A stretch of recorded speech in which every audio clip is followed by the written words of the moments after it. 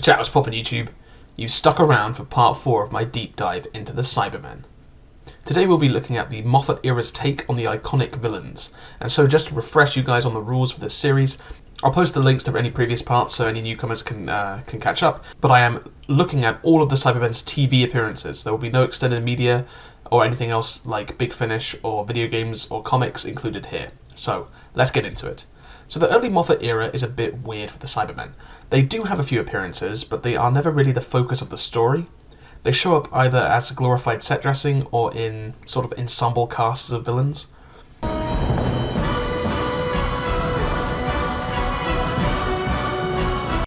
So the first time they showed up in the Moffat era was in 2010's The Pandora Opens. They don't even appear in part 2 of this two-parter, so basically this story sees the 11th Doctor, played by Matt Smith, his companion Amy, and River Song, trying to uncover this strange prison called the Pandora, which is said to contain the most feared and powerful monster in all the universe. Basically, a bunch of the Doctor's greatest enemies are trying to get a hold of it. So the Doctor and Amy find the thing underneath the Stonehenge, but guarding it is a familiar face, a Cyberman, or the remains of one.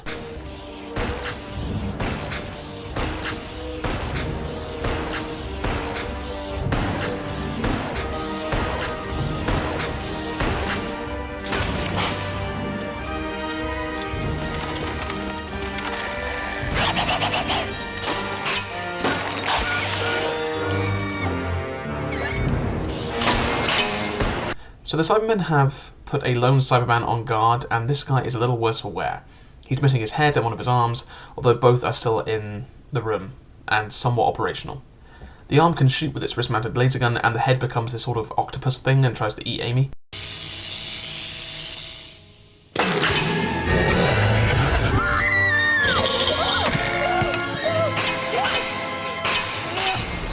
When it opens, a full human skull falls out though, which is contrary to what we know about this version of the Cybermen because, well, there's been no redesign, like, at all, which puts these Cybermen in a weird spot for me. So basically, in the early Moffat run, the Cybersmen were phased out, and the Cybermen were back to being Mondasians. Except the design didn't change at all, which is a little weird when you consider that in this era everything changed. We had a new Doctor, a new showrunner, a new TARDIS, a new sonic screwdriver, even new Daleks, but no new Cybermen. And so this supposed Mondasian Cyberman still has the Cybers Industries C on its chest, which makes no sense. That was like a trademark thing. This guy should not have it, but anyway. Rory then manages to kill it with a sword.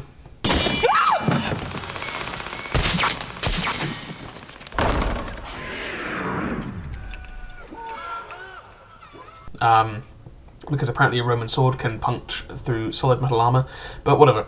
Anyway, the trap is then revealed. Basically, the Pandora is meant to trap the Doctor, as all these bad guys think he is the reason that the universe is ending because of the cracks in time situation. That was the main storyline of Season 5. So the Cybermen have teamed up with a whole crew of chaps from the Daleks, the Sontarans, the Jadoon, and the Sycorax of all people. Basically anyone the BBC still had costumes for, and they managed to trap the Doctor inside the Pandora. Seal the Pandora. No! Please listen to me! The TARDIS is exploding right now and I'm the only one who can stop it! Listen to me! In this scene we get to see a trio of Cybermen led by a Cyber leader, once again with the Cybers Industries C chestplate, and they're wielding the Preacher's anti-Cybermen guns for some reason. And then the universe begins to end and the Cybermen get erased from existence. Good job, boys. So the Doctor manages to put it all right, and so the Cybermen come back to existence and briefly show up in the next year in A Good Man Goes to War.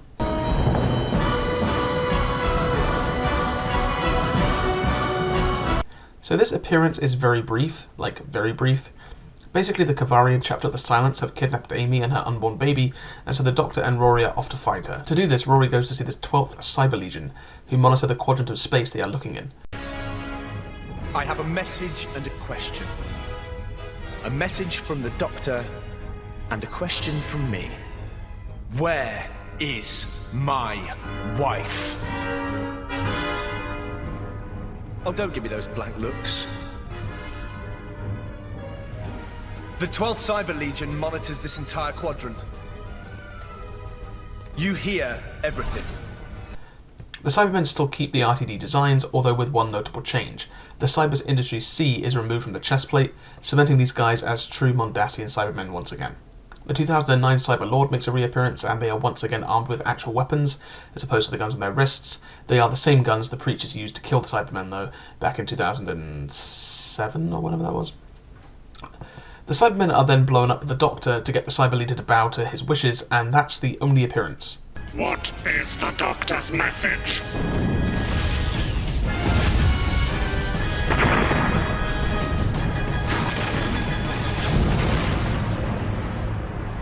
I guess Moffat just wanted to show that the Cybermen are now a constant in the universe once again, similar to the Daleks. However, I have issues with the Doctor's actions here. I know that Good Man Goes to War is supposed to be like the Doctor's darkest hour, which would be fine if his actual darkest hour didn't exist. For a long time now, I thought I was just a survivor, but I'm not. I'm the winner. That's who I am. The Time Lord victorious. But seriously, blowing up a bunch of Cybermen who are effectively just minding their own business to extort information out of them, I mean, this feels a bit out of character.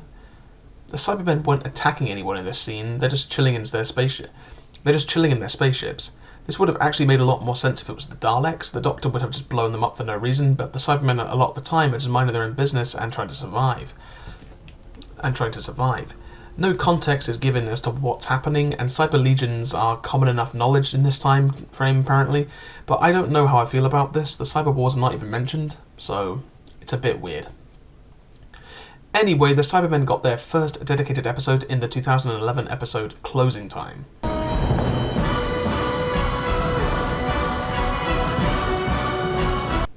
This episode is also a bit weird, especially for a Cyberman story. Basically, the Doctor is dying, and he's going to say goodbye to everyone, and so it's James Corden's turn. Everyone's favourite Doctor Who character, James Corden, is back, and he is a baby, and weird stuff is going on at this shop nearby. The Doctor gets a job there and finds some Cybermen sneaking about, and basically there is a crashed Cyberman ship underneath it, like underneath the shop, and the Cybermen are waking back up and stealing the power of the surrounding areas to try and power their ship back up and escape. So one thing leads to another, and they end up trying to install James Corden as their cyber controller for some reason. You are compatible, you are intelligent. Do not fear, we will take your fear from you. You will be like us, you will be more than us. No. Your designation is cyber controller, you will lead us, we will conquer this world. But the Cybermen are literally defeated by the power of love, as the episode not so subtly states. The Cybermen, they blew up. I blew them up with love. And because James Corden hears his baby crying, he undoes a cyber conversion and blows up the Cybermen. The end.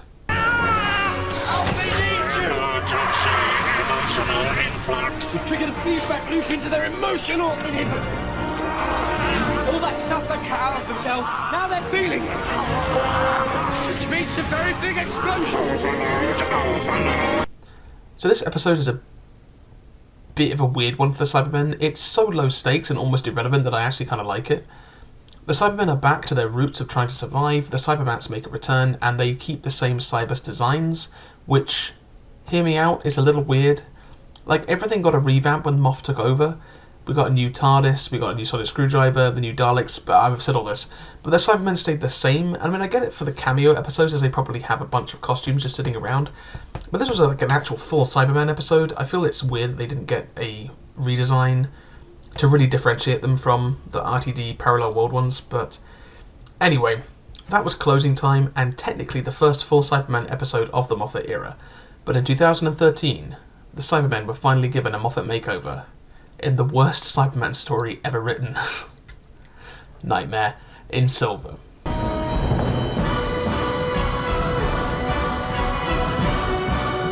This episode is awful on so many levels. Like, this is the worst Cyberman episode hands down. Not necessarily because it's a bad story, but because the story so fundamentally misunderstands the Cybermen to the point of hilarity. This is the destiny of the Daleks for the Cybermen. So this story was released in 2013 and was written by Neil Gaiman, as in that Neil Gaiman. Somehow one of my all-time favourite authors managed to churn out the cybernetic diarrhea that is Nightmare in Silver. I get it now, it's a nightmare for the viewer. Genius. So Gaiman claims that a lot of his script was changed after the fact, and that he was very unimpressed with this, but I have to ask how much was changed. Like, the story has so many fundamental problems that I refuse to believe that they weren't present in the original version of the script. It is kind of sad, as Gaiman went from giving us one of the best episodes of the revival with the Doctor's wife to giving us the actual worst Cyberman story ever written. So this story follows Matt Smith's 11th Doctor still, and Clara this time.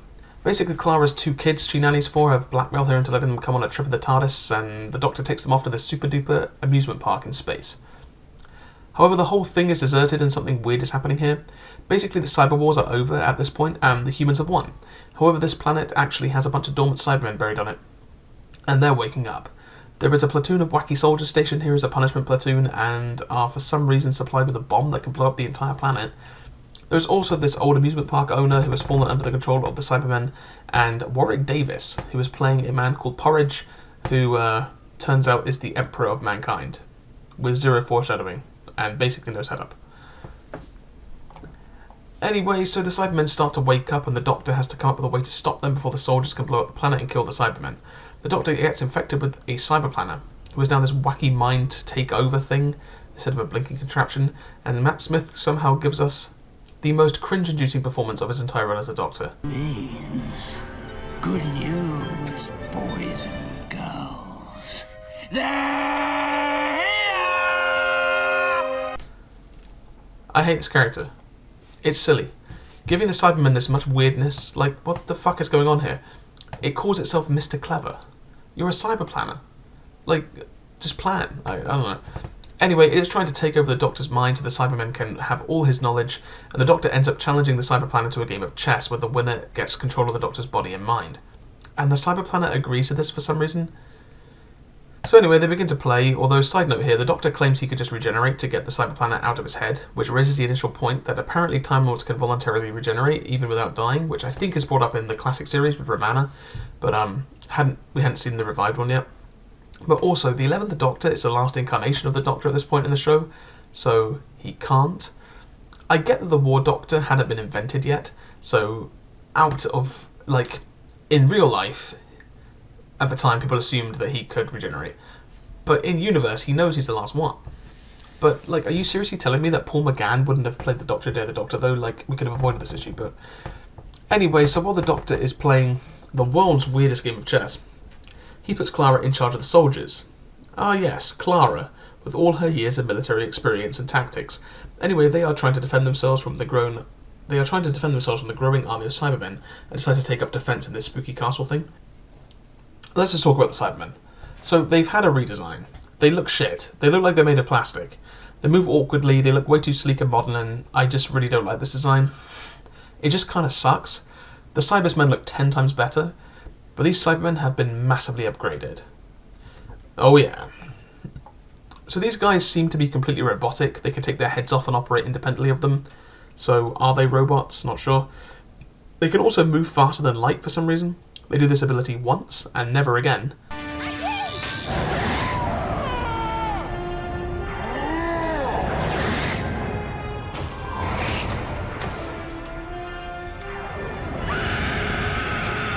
Why would you show this? This is basic writing. Don't introduce an ability that derails the plot, because I'm sorry, if every Cyberman in the army can do this, there is zero way to defend against this. They should just super speed into the castle, break everyone's neck, and then take the Doctor by force. They also have the ability to just upgrade on the fly. For example, there is a Cyberman killing gun, and after they kill too many Cybermen with it, the Cybermen can all adapt to it.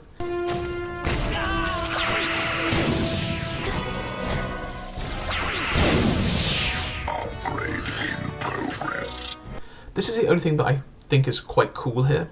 These are the most advanced versions of the Cybermen we have ever seen, and this ability is really cool. This was meant to be a commentary on how fast our tech is upgrading, and how it might be eventually able to upgrade itself. And this works, and this is about the only thing that works about this version of the Cybermen, and guess what? We never see this ability again. The Moffat era was pretty rough in retrospect. Anyway, so the Doctor manages to defeat the Cyber Planet at chess by bluffing that he can win in a few moves. Your move. But before you take it, just so you know, sacrificing my queen was the best possible move I could have made. The Time Lords invented chess. It's our game. And if you don't avoid my trap, it gives me mate in 3 moves. So the Cyber Planet takes all the computing power of the entire Cyberman army to try and figure it out.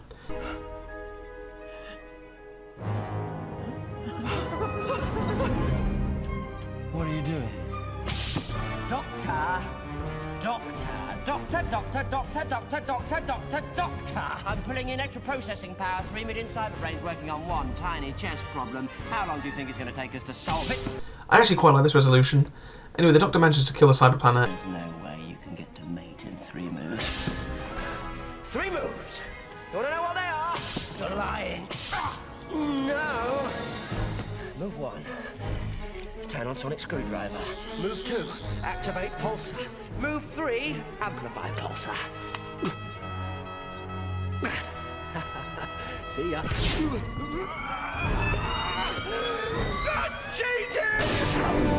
And it turns out that Porridge is the Emperor. He beams all the people up to his flagship, and then he blows up the planet and destroys the Cybermen. The end. So I find the Cybermen to be really rough here. The design is bad, and they give them too many zany abilities that they can never utilise afterwards. The Cyber Planet is just pure cringe. The resolution comes basically out of nowhere, and, I mean, hear me out. This should have been a Dalek story. Everyone always says that Asylum of the Daleks should have been a Cyberman story, and I agree. But Nightmare in Silver should have been a Dalek story. The army of 9 destructible death machines seems to fit the Daleks a lot better than the Cybermen. The Cybermen don't even have any body horror in this version, and they don't try and convert people outside of the turning people into mind thralls. There's just nothing really here that fits with the Cybermen. These guys could have been completely original villains. There is zero connective tissue between these Cybermen and literally any other version of the character, outside of superficial ones like the handlebars and the teardrop eyes. They could have been some new, actually robotic race that upgrades on the fly, would have worked better with the ideas the episode wanted to play with as well. I mean, this episode is just a mess. Moving on. The Cybermen did not get another full episode in the Smith era. However, they had a brief appearance in Matt Smith's final story.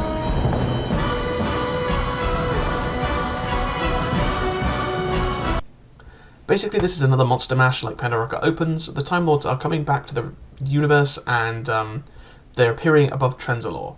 All the major races of the universe are showing up to check it out, and one of these is the Cybermen. We also get the go-to Doctor Who companion Handles, who is his charming Cyberman head. He also manages to get an actually emotional death scene. Come on. Come on. One more dawn. You can do it. You've got it in you. Come on, just hang on in there. Attention. Emergency. Handles, what is it? What's wrong? Urgent. Action required. You must patch the telephone device back through the console unit.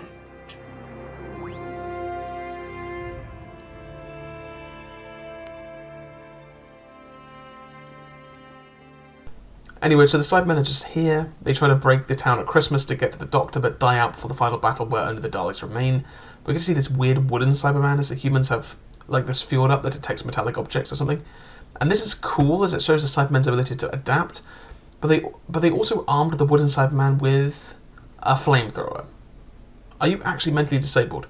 Why would you do this? Anyway, the Doctor just makes sure the flamethrower backfires and sets the Cyberman on fire. Signal verified.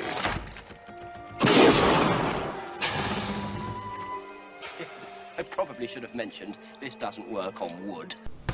So that's it for the Smith era. The Cybermen would show up 2 more times in the Capaldi era though, starting with Dark Water and Death in Heaven in 2014.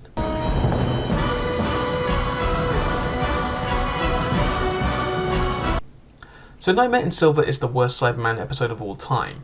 This is probably the worst season finale the revival has ever seen though, at least until Chips took over. So Dark Water and Death in Heaven were Peter Capaldi's first series finale. It tried to do a lot, and so we're going to get into it. Basically, the story starts with Clara's boyfriend, Danny Pink, getting hit by a car and dying. So the Doctor and her try to figure out a way to go to the afterlife and get it back. Along the way, they find the afterlife, which is actually this data bank where people's essences are stored after they die. It is run by this sketchy corporation and a hologram that calls itself Missy. Missy is basically Mary Poppins from hell, but we'll get back to her in a minute. Anyway, so there is a bunch of spooky, scary skeletons sitting in the dark water. Basically, they are rich people who pay for their bodies and minds to be better preserved in the afterlife. Anyway, the water only shows organic stuff, meaning that there could be some spooky cybernetic bits hiding under there. Interesting. So it turns out that the entire thing is a sneaky plan by Missy, who is actually the master. Missy is short for mistress because she's a woman now. What a twist. Who are you? Oh, you know who I am. I'm Missy. Who's Missy? Please try to keep up. Short for mistress. Well, couldn't very well keep calling myself The Master? Now could I? This is an awesome twist at the time though, no joke, but then it turns out that she has made a whole bunch of new Cybermen. All the skeletons are Cybermen in this like cool reveal. Now, I'll be with you in a moment. Just feeling a bit emotional at the moment. Cybermen! And then somehow the Master gets some cyber rain to go all across the world and rain into every grave, which somehow turns their dead bodies into Cybermen. Their minds are then downloaded into their new Cyberman bodies, and because of how most people delete their emotions in the afterlife, they are proper Cybermen now. So the Cybermen emerged from the St. Paul's Cathedral in another homage to the invasion.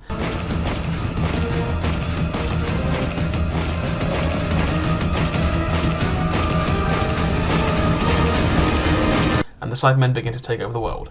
So Unit shows up and collects the Doctor and arrests the Master, and the Doctor becomes president of the world. Afternoon. You've picked a lovely day for it. My don't. You look shiny. Haircut. Bit of a trim. Might want to do your roots. The woman. Yes, Mom. Kate Stewart. There was a bunch of ridiculous action set pieces with flying Cybermen, and this bit, that's pretty cool.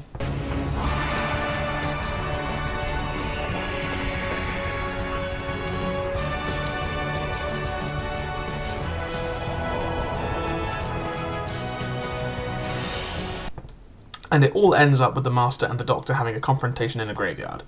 Oh yeah, and Clara and Cyberman Danny are there as well. Basically, the Master wants to give the Doctor this new army of Cybermen as a gift so he can be like judge, jury and executioner across the universe. The Doctor says no, and Missy gets shot by Cyber Brigadier, which is a plot point for some reason. Say something nice.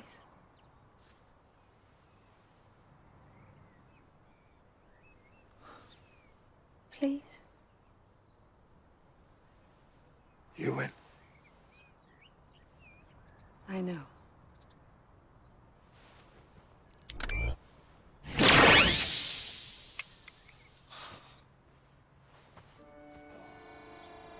And then Danny sacrifices himself to destroy the Cybermen with this self-destruct command, and the Cyber Rain gets destroyed with them, and the story ends. The rain will not fall. Oh? Why won't it? The clouds will burn. And who'll burn them? I will burn them. How? I will burn. One burning Cyberman is hardly going to save the planet. Correct.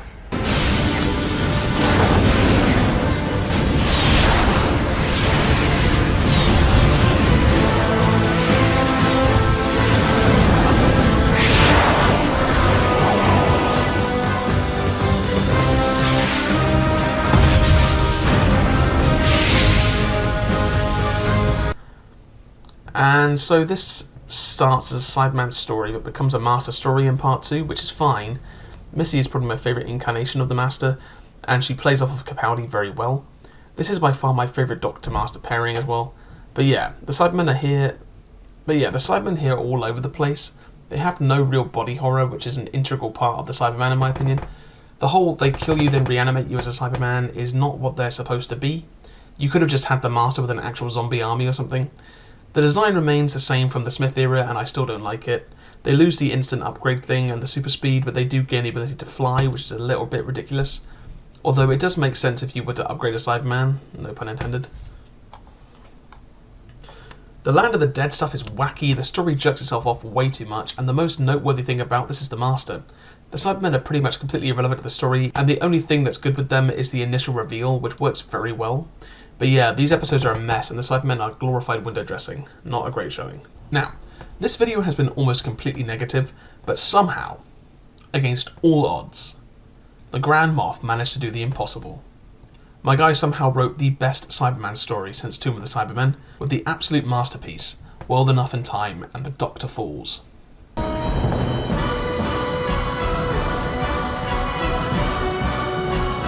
So released in 2017, this story sees Peter Capaldi's 12th Doctor, Nardole, Bill and Missy arriving on this colony ship in distress. Basically for the whole season the Doctor has been trying to rehabilitate the Master, and so he's taken her off to test out if she's a good person now or not. So they arrive on this massive colony ship that has unfortunately fallen into the gravity well of a black hole. The ship's thrusters are on full reverse and are slowly reversing, and they run into this like blue man who's part of the crew. Basically, the other crew members went down to the engine deck to fix it and never came back. However, then a bunch of life signs started popping up down there. So because Bill is a human, some spooky people from below deck start to come up to get her. So Blue Man shoots Bill. The spooky boys take Bill away to fix her and take her off to the basement. Basically, the lower level of the colony ship is now an industrial city. There are a bunch of humans down there. They are actually the descendants of the original crew who have been multiplying. Because of the black hole, the front of the ship is moving slower than the back, which is a genius writing choice. Short version. Because of the black hole, time is moving faster at this end of the ship than the other. It's all about gravity. So Bill gets a new heart and meets this nutter called Mr. Razor, who is actually the Master in disguise, which would have been an amazing twist if they didn't spoil it in the preview. Anyway, while the Doctor and the gang upstairs try to figure out what to do, 10 years pass for Bill. She ends up witnessing the genesis of the Cybermen. Basically, everyone is dying, so they are slowly turning the humans downstairs into Cybermen so they can survive and embark on Project Exodus to get, or Operation Exodus, I think, actually, sorry, to get to the top of the ship and see what the fuck is happening. Anyway, so we get treated to some haunting scenes of the early Cybermen in the hospital ward.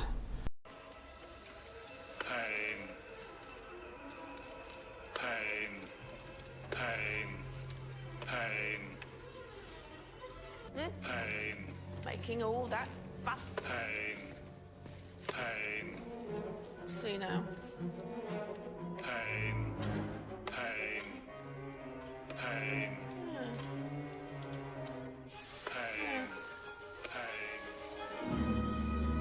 That's better, isn't it?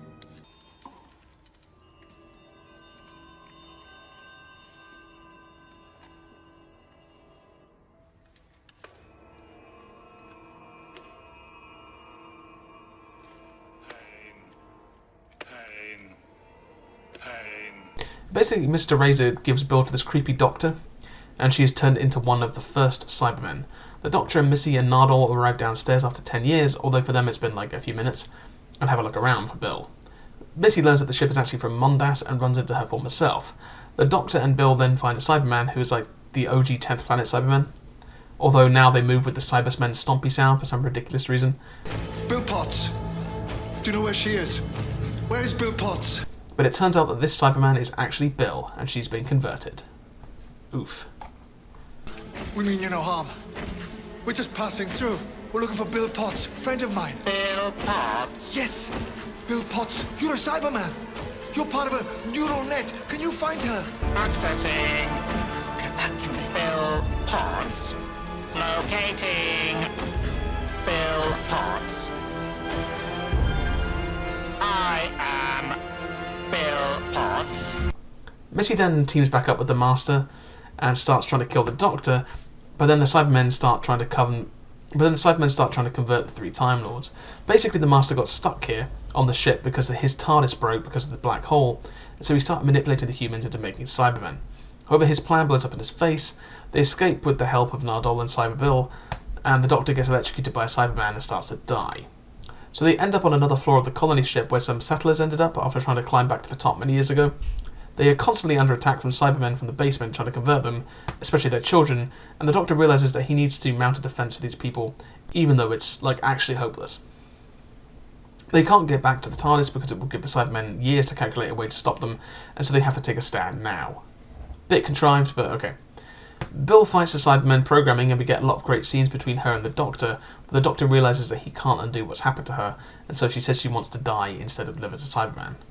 The Doctor tries to get the Master and Missy to stand with him and delivers one of Capaldi's best speeches. If I run away today, good people will die. If I stand and fight, some of them might live. Maybe not many, maybe not for long. Hey, you know, maybe there's no point in any of this at all. But it's the best I can do. So I'm going to do it. And I will stand here doing it till it kills me. You're going to die too. Someday. What would that be if you thought about it? What would you die for? Who I am. It's where I stand, where I stand.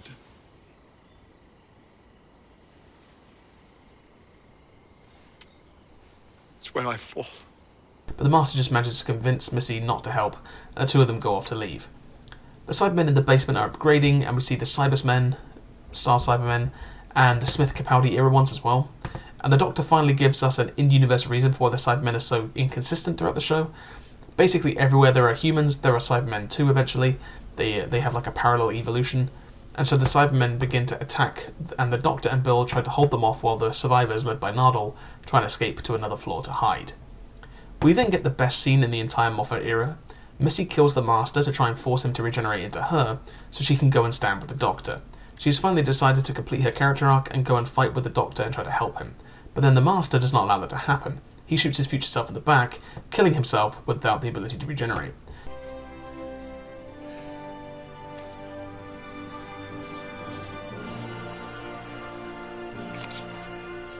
It's good to know I haven't lost my touch.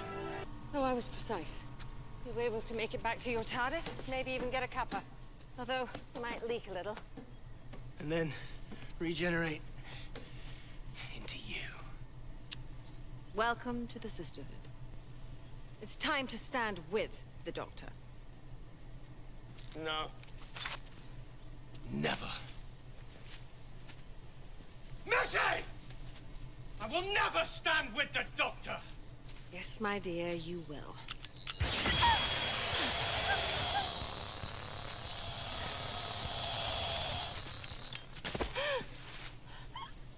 Don't bother trying to regenerate. You got the full blast. He then goes to escape in his TARDIS because it can be fixed, because the bit that was broken, Missy was keeping a copy of, because sort of like she's already done this, so anyway, it's a bit of a mess, time travel. This is amazing. The Master finally chooses to stand with the Doctor, but the Doctor will never know what they did. It's truly tragic, a truly bittersweet end to the Master as a character. Shooting himself in the back is just perfection. This is the canon end of the Master, and no writer should ever be allowed to undo this. Like, they left wiggle room where Missy can't remember if the Sims Master regenerates into her, like, immediately. So please, Doctor Who writers, just leave this alone. I know this is supposed to be a video about the Cybermen, but like... Anyway. So the Cybermen kill the Doctor, basically, but then this weird water creature from the episode 1 of the series takes Bill off to be a space lesbian for eternity and saves the Doctor, and plops him back at the TARDIS. I mean, what a bleak ending, though. The Cybermen are still on that ship getting started in the basement, and those survivors and Nardole are fucked, basically. Because, like, the Cybermen will find them eventually, and Nardole's just trapped there. The story is amazing. It really returns the Cybermen to their roots, the body horror is on full display, and the story is also a great multi-master story as well. The Cybermen have a lot of designs here. We get a take on the original 60s Cybermen, which somehow looks decent. The handlebars get a function where they turn off pain, and now function as guns as well. We see Cybermen who can fly. We see the same shitty Smith-era Cybermen, and I mean, this is the best Cyberman episode since the relaunch. A truly unsettling and disturbing examination of what they are.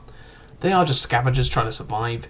They think that what they are doing is necessary and morally correct to save people, and we even get to see the types of sadistic people that would, like, turn people into Cybermen in the first place.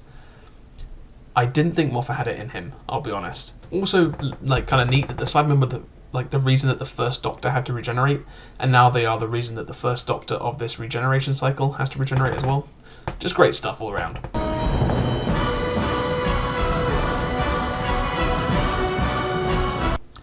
So the Cybermen of the Moffat era are mostly pretty shit.